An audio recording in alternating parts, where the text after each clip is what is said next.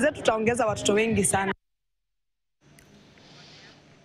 Ongezeko la wagonjwa wanaougua maradhi ya njia ya mkojo imeongezeka pakubwa katika kaunti ya Busia, huku wito ukitolewa kwa wenyeji kutembelea hospitali mara kwa mara ili kukaguliwa.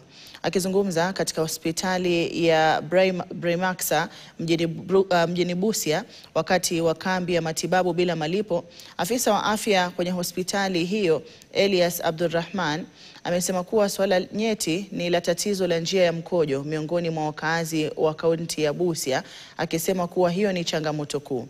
Abdulrahman amesema kuwa tatizo la njia ya mkojo miongoni mwa wananchi wa kaunti hiyo limesambaa kutokana na ukosefu wa ufahamu wa masuala hayo ya kiafya, huku vilevile akiwarai wananchi kujitokeza kwa wingi na kutafuta huduma za matibabu mapema.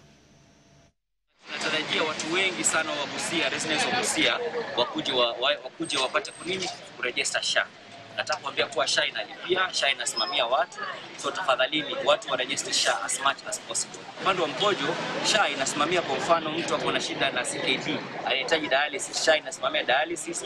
Vile vile SHA inasimamia kupima mkojo, vile vile SHA inasimamia kupiga picha ambapo kwamba zenye huwa tunaitisha ili kusaidia kupata diagnosis ya mgonjwa. Hii magonjwa ya mama iko.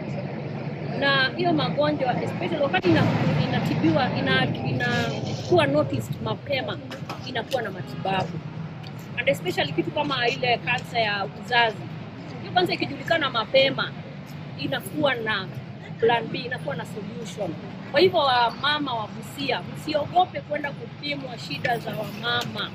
Msiseme watu watasema nini ama nini. Hizo ni vitu ziko na zinapatikana kwa njia nyingi. Wakuje watibiwe.